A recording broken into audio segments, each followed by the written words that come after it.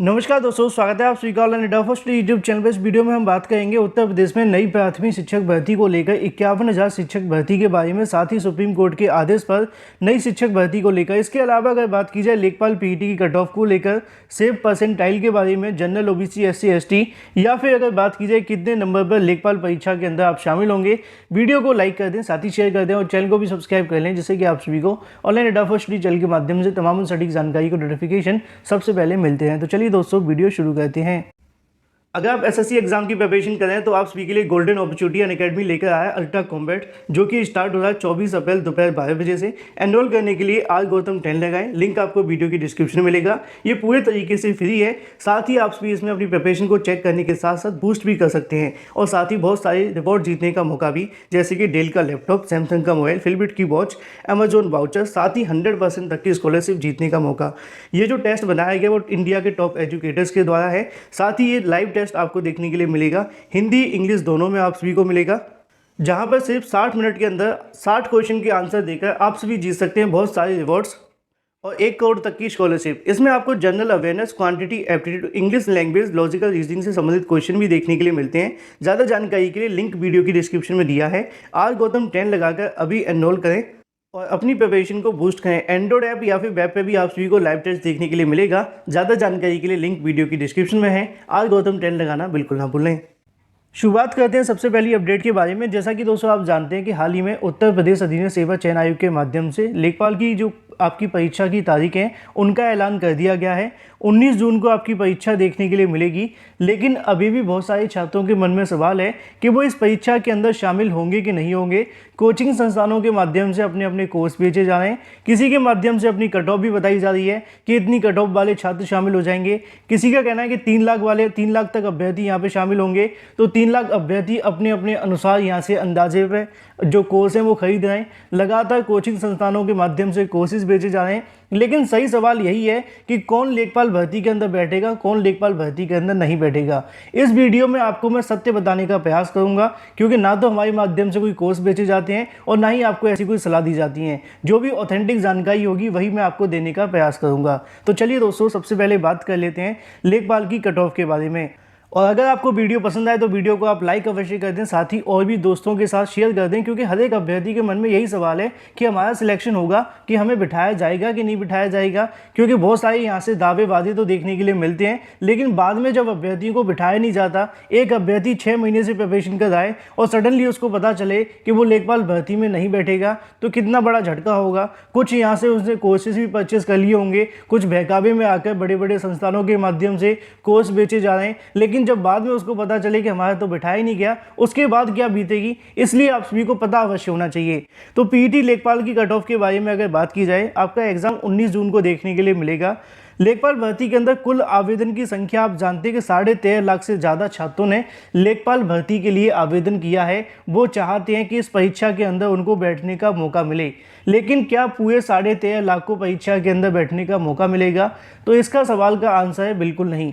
अब यहाँ पे अगर बात की जाए 13.5 लाख को लेकर, कुछ लोगों ने मांग की थी कि पीईटी के अंदर कोई निर्धारित कट ऑफ घोषित कर दी जाए, जैसे कि टीईटी के अंदर या फिर सीटेट के अंदर होती है कि भाई 50 से लेकर 55 परसेंटाइल वाले अभ्यर्थी जो होंगे उनको लेखपाल भर्ती में बिठा दिया जाएगा।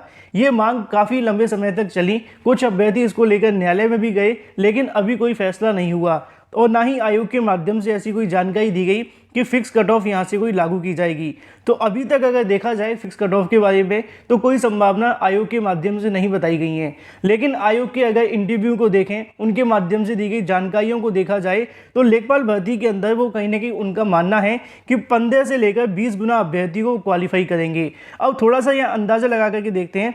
आप जानते हैं कि लेखपाल भर्ती के अंदर लगभग 8,000 सीटें हैं, लेकिन फिर भी 9,000 सीटें मान करके हम चलते हैं और 15 गुना के हिसाब से यहाँ पे देखें तो 1,35,000 के समथिंग ऐसे अभ्यर्थी होंगे जो कि यहाँ पे बैठेंगे आपकी मुख्य परीक्षा के अंदर लेखपाल में। अगर हम 9,000 का 15 गुना निकालते हैं तो, लेकिन फिर भी हम इसमें 40,000 अभ्यर्थी और जोड़ देते हैं, तो लगभग आपके सामने जो आंकड़ा निकल करके आएगा वो 1,70,000 के समथिंग होगा। अगर इस आंकड़े को 2 लाख भी बढ़ा दिया जाए तब भी 13.5 लाख में से ऐसे लगभग अभ्यर्थी होंगे जो 11.5 लाख जो कि आगामी परीक्षा के अंदर नहीं बैठ पाएंगे। तो ये बात तो बिल्कुल सत्य है कि आगामी समय के अंदर लेखपाल के एग्जाम के अंदर पूरे 13.5 लाख अभ्यर्थी नहीं बैठेंगे।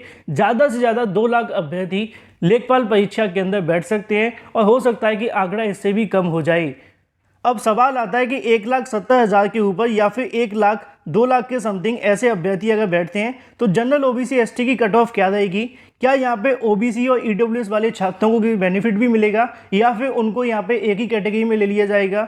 तो आप जानते हैं कि लेखपाल के अंदर ही नहीं, जो जितने भी अभ्यर्थी पीईटी क्वालिफाई हुए हैं, ऐसे अभ्यर्थी जिनका परसेंटाइल 80 से लेकर 90 के बीच में है, उनकी तो ज़्यादा संभावना है कि वो लेखपाल भर्ती के अंदर बैठेंगे। 80 वाले जो अभ्यर्थी हैं, 80 से ऊपर वाले, वो अपने आप को मान के चलें कि उनकी यहाँ पे 80% संभावना है कि आप लेखपाल परीक्षा के अंदर बैठ सकते हैं। लेकिन जिनका 90 से ऊपर परसेंटाइल है वो तो अपने आप को 100% मान करके चलें कि वो लेखपाल परीक्षा के अंदर बैठने वाले हैं और अगर आप तैयारी कर रहे हैं तो बिल्कुल सही है। लेकिन इससे नीचे वाले छात्रों के लिए थोड़ी सी मुश्किलें हैं, क्योंकि अभी यहाँ पे आप जानते हैं कि 90 से ऊपर परसेंटाइल वाले सभी लेखपाल नहीं बनना चाहते।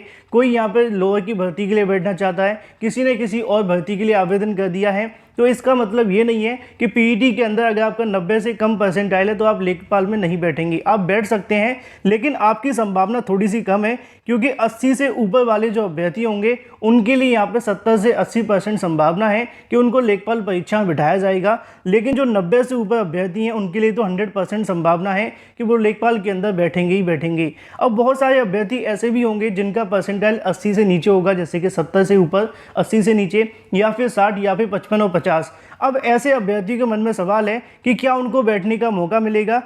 तो इसका आसान सा आंसर ये होगा कि आगामी समय के अंदर अगर 1 लाख या फिर 2 लाख अभ्यर्थियों को बिठाया जाता है लेखपाल परीक्षा के अंदर, 2 लाख छात्रों को बिठाया जाएगा, तो यहाँ पे 70 से ऊपर वाले अभ्यर्थियों को बैठने का मौका नहीं मिल पाएगा। अगर 2 लाख से ऊपर बिठाया जाता है तो 80 से ऊपर परसेंटाइल वाले छात्रों की ही उम्मीदें बची हुई हैं, उससे नीचे वाले छात्रों के लिए उम्मीदें नहीं हैं। लेकिन अगर यहाँ पे कोई फिक्स कट ऑफ लगा दिया जाता है तो ज़्यादा अभ्यर्थी बैठ सकते हैं। लेकिन आयोग अभी फिक्स कट ऑफ को लेकर कुछ भी बोलता हुआ दिखाई नहीं दे रहा। उन्होंने कई बार ऐसी जानकारियाँ दी हैं कि हम 15 गुना अभ्यर्थियों को बुलाएंगे, अगर 20 गुना को भी बुला लिया जाए तब भी यहाँ पे आंकड़ा 1,60,000, 70,000 या फिर 2 लाख के आसपास ही जाता है। तो ऐसे अभ्यर्थी जो 80 से ऊपर के हैं वो तो अपनी प्रिपरेशन को करते रहें, और जो अभ्यर्थी 70 से ऊपर हैं वो अपनी प्रिपरेशन करें, लेकिन ज़्यादा इस पर फोकस ना करें, क्योंकि बाद में अगर आप नहीं बैठते हैं, कोर्सेज परचेज कर लेते हैं तो आपके दिक्कतों का सामना करना पड़ेगा। अब यहाँ पे एक सवाल ये भी है कि क्या ओबीसी और ईडब्ल्यूएस वाले छात्रों को कोई बेनिफिट मिलेगा? तो इसके बारे में अभी आयोग ने कोई जानकारी नहीं दी है कि वो 15 गुना अभ्यर्थियों को बुलाएंगे तो क्या इसमें से जनरल, ओबीसी या फिर एससी के आधार पर बुलाएंगे या फिर सीधे मेरिट के आधार पर बुला लेंगे। अगर यहाँ पे जनरल, ओबीसी, एससी, एसटी के आधार पर बुलाते हैं तो ओबीसी और एससी वाले छात्रों को बेनिफिट मिल सकता है, क्योंकि जो ओबीसी के हाई मेरिटोरियस होंगे वो अनरिजर्व की सीट पर आकर जनरल के तौर पर सिलेक्ट हो जाएंगे। लेकिन अगर जो ऐसे अभ्यर्थी होंगे ओबीसी वाले, है ना, यहाँ पे अगर सीधे तौर पर बुला लिया जाएगा कि भाई ऊपर ऊपर से उठा लो, तो यहाँ पे ओबीसी और ईडब्ल्यूएस या फिर एससी, एसटी वाले छात्रों को बेनिफिट नहीं मिल पाएगा। लेकिन अगर 15 गुना के अंदर ओबीसी, एसटी, ईडब्ल्यूएस वाले छात्रों को बुलाया जाता है तभी यहाँ पे ओबीसी, ईडब्ल्यूएस वाले छात्रों को आरक्षण मिल पाएगा। दूसरे केस के अंदर संभावना बहुत कम हो जाएंगी। बाकी आयोग के माध्यम से आगामी 1 से 1.5 हफ्ते के अंदर जल्दी इसको लेकर नोटिफिकेशन जारी कर दिया जाएगा कि कौन से अभ्यर्थी एलिजिबल हैं, कौन से अभ्यर्थी नहीं है। उसी के अनुसार आप लोग अपनी प्रिपरेशन करें। 80 से ऊपर वाले परसेंटाइल के जो अभ्यर्थी हैं वो अपनी प्रिपरेशन लेखपाल के लिए कर सकते हैं, उसके नीचे वाले छात्र भी करें, लेकिन उनके लिए थोड़ी सी दिक्कतों का सामना करना होगा। बाकी इसके बारे में आपकी राय क्या है, कमेंट करके बताएं। लेकिन वहीं दूसरी तरफ बात की जाए अपनी अगली अपडेट के बारे में, जो कि संबंधित है उत्तर प्रदेश में नई प्राथमिक शिक्षक भर्ती को लेकर। उत्तर प्रदेश में लगातार नई शिक्षक भर्ती को लेकर छात्रों की ओर से मांग की जा रही है। मैंने आपको बेसिक शिक्षा मंत्री जी का बयान हाल ही में सुनाया। उन्होंने अपने बयान के अंदर कहा कि अभी नई भर्ती को लेकर कोई प्रपोजल नहीं है। ठीक है, कल आपको मैंने बेसिक शिक्षा की जो शिकायत दर्ज करवाई गई थी वो भी आपको दिखाई। उसके अंदर उन्होंने बताया कि नई शिक्षक भर्ती को लेकर निर्णय शासन की तरफ से लिया जाएगा। 2 चीज़ें आप सभी ने क्लियर कर ली। समाचार पत्रों में रोज यहाँ पे जानकारियाँ निकल कर आती हैं भर्तियों के बारे में। कल परसों ही आप सभी ने देखा जिसमें बताया गया कि रिक्त पदों को भरने को लेकर जो आदेश हैं वो जारी किए गए सीएम के माध्यम से, लेकिन नई प्राथमिक शिक्षक भर्ती का दूर दूर तक नाम दिखाई नहीं दिया।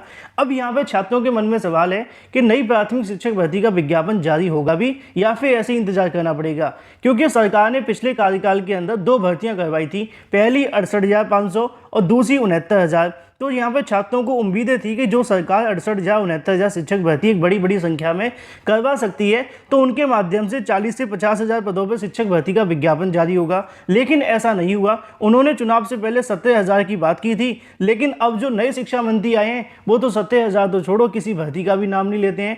अब इससे छात्रों के मन में सवाल है कि जो सरकार एक बार 68,000 2 बार 69,000 करवा चुकी है, जिसमें 6,800 भी जोड़ी गई हैं, तो उनके माध्यम से नई शिक्षक भर्ती का विज्ञापन क्यों नहीं जारी किया जा रहा, या फिर सरकार जारी करेगी भी या फिर नहीं करेगी, ये भी एक सवाल है।